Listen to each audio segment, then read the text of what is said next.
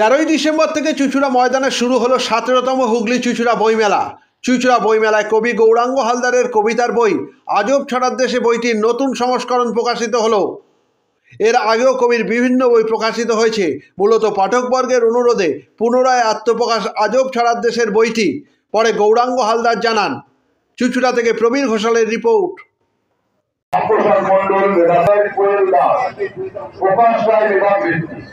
প্রকাশ রায় মেধাবৃত্তি তারাতে তুলে দেবেন কৃতজ্ঞতার গুহ।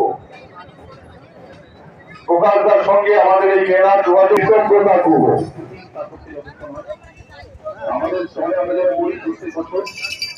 গৌরাঙ্গ হালদার আমার লেখা 3খানা কবিতার বই আজব ছড়ার দেশে, কবিতা মালিকা এবং কবিতা বিচিত্রা আজ চুঁচুড়া বইমেলায় এই শুভ উদ্বোধন করলাম।